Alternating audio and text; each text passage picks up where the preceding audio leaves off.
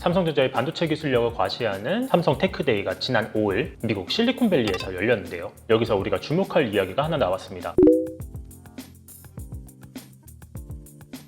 원론적 말처럼 들리기도 하지만 이 이야기가 중요한 건 이 발언을 한 인물 때문입니다. 바로 한진만 삼성전자 부사장, 삼성전자 DS 부문에서 전략 마케팅 실장을 맡고 있는 인물이죠. 일반적 기업에서 마케팅 조직이 뭐가 그렇게 중요한가 싶지만 삼성전자처럼 대규모 반도체를 생산하는 기업은 좀 이야기가 다르죠. 아무래도 글로벌 고객사들한테 반도체를 대규모로 팔아야 하는 만큼 신규 고객사 확보나 수요 공급 전략, 마케팅은 반도체를 만드는 기술만큼이나 중요하게 여겨지고 있죠. 실제로 전략 마케팅실은 삼성전자 DS 부문에서 개발실하고 함께 사업부를 리드하는 조직이고요. 이를 이끄는 한진만 부사장의 코멘트이기에 허투루 지나칠 수가 없어 보여요.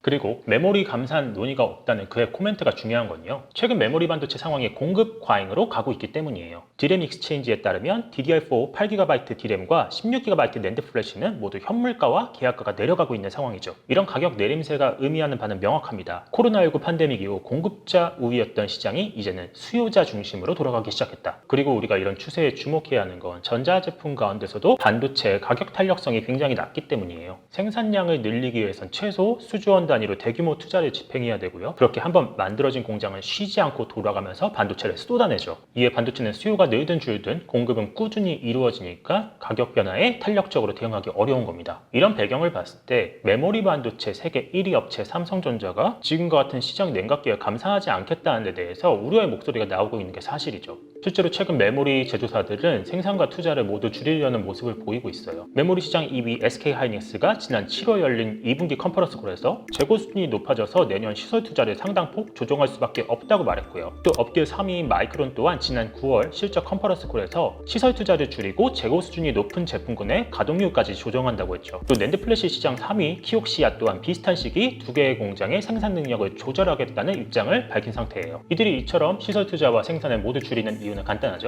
최근 실적이 눈에 띄게 악화되고 있기 때문입니다. 지난 9월 마이크론이 실적 발표와 함께 매출과 영업이익률이 모두 크게 줄어든 모습을 보여줬죠. 여기서 특히 주목할 거는 바로 영업이익률 25%, 2021년부터 꾸준히 이어져온 영업이익률 30%대가 드디어 무너진 거예요. 그리고 삼성전자가 지난주 시장 예상치보다도 크게 떨어지는 영업이익을 공개하면서 메모리 시장이 냉각기에 접어든 게 확실해졌죠. 증권가 전망치를 모두 종합하면요, 삼성전자와 SK하이닉스 모두 3분기 영업이익률에서 전분기 대비 최소 10%포인트 이상 떨어질 게 확실해 보여요. 심지어 마이크론은 다음 분기 영업이익률이 10%대 초반에서 돌 걸로 예상되고 있습니다. 앞서 언급했듯 반도체 업종의 사이클 특성상 한번 실적이 떨어지기 시작하면 그 추세가 걷잡을 수 없는 경우가 많거든요. 2017년에서 2018년 슈퍼사이클 이후 시장 하락기의 사례를 한번 살펴볼게요. 2016년까지 20%대 전후였던 삼성전자와 SK하이닉스의 영업이익률은요, 2017년 슈퍼사이클이 오면서 40%, 2018년에 꿈의 50%를 터치했는데요. 이후 공급 과잉으로 시장이 침체하면서 두 회사의 영업이익률이 모두 10%대까지 낮아집니다. 과거 역사를 보면 이런 추세는 치킨 게임이란 이름으로 조금 더 명확하게 드러나죠.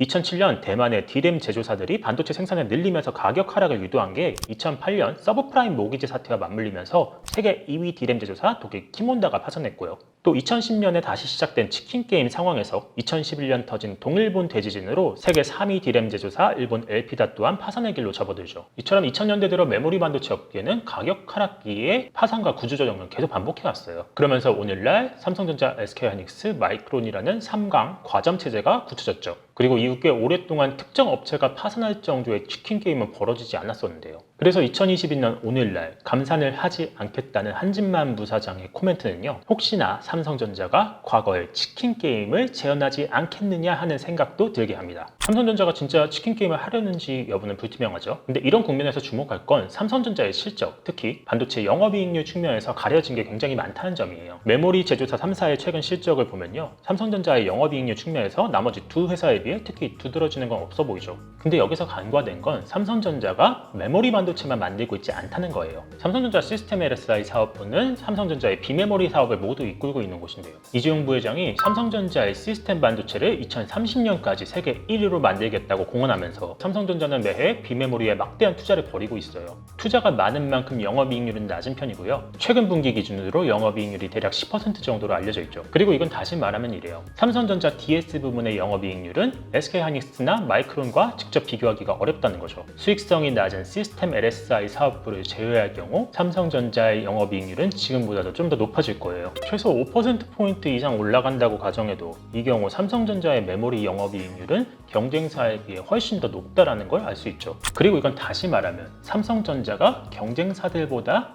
똑같은 제품이라도 훨씬 싼 가격에 팔 수 있다는 의미가 되고요. 특히나 최근처럼 안 좋은 시장에서 반도체를 사려는 B2B 기업들에게 이 조그만 가격 차이가 바로 선택으로까지 이어질 수 있죠. 경쟁사들과 달리 감산을 결정하지 않을 수 있는 중요한 근거가 된다는 거죠. 그리고 이런 전략에서 주목할 건 단순히 생산 능력뿐 아니라 지금의 투자가 중장기적인 기술적 격차로까지 벌어질 수 있다는 거예요. 테크데이에서 이정배의 DS 부문 사장은 삼성전자가 약 40년간 만든 메모리의 총 저장 용량이 1조 기가바이트를 넘어서고 이 중 절반이 최근 3년간 만들어졌다고 밝혔죠. 다시 말해 시장이 폭발적으로 성장하고 있다는 거고요. 이건 디지털 트랜스포메이션에 따라서 IT 시장이 근본적인 사이즈업을 하고 있다고 봐도 무방할 거예요. 그리고 이런 변화는 사물인터넷의 폭발적인 성장과도 맞물립니다. 2021년 전 세계 사물인터넷 기기 수는 100억 대에 달했고요. 또 2025년엔 300억 대에 달할 걸로 전망되고 있어요. 사물인터넷 기기가 늘어난다는 건 그만큼 데이터 처리를 위해 메모리 탑재량이 엄청나게 늘어난다는 뜻이고요. 이건 다시 말해 지금 당장 메모리 다운사이클이 찾아왔더라도 중장기적으로는 수요가 폭발적으로 더욱 늘어날 것이라는 의미가 되는 거죠. 그리고 지금까지의 이야기들을 정리해보면요. 중요한 키워드가 한 가지 나옵니다. 삼성전자는 앞서 언급했듯 경쟁사들에 비해서 시장 점유율이나 수익성 측면에서 큰 우위에 있죠. 경쟁사들이 한껏 몸을 사릴 시기에도 삼성전자는 시장 1위 사업자로서 하락기를 버틸 만한 충분한 체력이 있다는 뜻이에요. 치열한 시장 상황에서 더 큰 투자를 통해 경쟁사를 누르고 이를 통해 격차를 벌리는 전략. 삼성전자의 이런 전략은 오래전부터 초격차라는 이름으로 굉장히 잘 알려져 있죠. 시장 1위 사업자로서 경쟁사보다 한 발 더 앞서 나갈 수 있다는 자신감의 발로가 아닌가 하는 생각을 해봅니다. 끝으로 삼성이 지금과 같은 냉각기에도 무리할 정도로 투자를 이어가는 건 앞서 언급했듯 2030년까지 시스템 반도체 세계 1위를 달성하겠다는 목표 때문이 아닌가 싶어요. 그러기 위해선 올해 3분기 매출 1위가 된 TSMC 그리고 미국 정부의 지원을 받아 파운드리로 진출하며 과거의 명예를 회복하려는 인텔과의 경쟁에서 싸워서 이겨야 하죠. 이런 관점에서 삼성전자의 지속적인 투자는 메모리와 비메모리를 아우르려는 반도체 시장에서의 진정한 1위를 달성하기 위한 그들의 숙명이 아닌가 하는 생각도 듭니다. 지금 주가 관점에서 좀 어려워 보이는 건 사실이지만 중장기적인 관점에서 삼성의 투자가 어떻게 이루어지고 있는지는 계속 주목할 필요가 있어 보입니다. 궁금하신 내용, 하시고 싶은 말씀 댓글로 남겨주시면 저희가 취재해 답변해 드릴게요. 저희 넘버스에서 이번에 준비한 이야기는 여기까지입니다.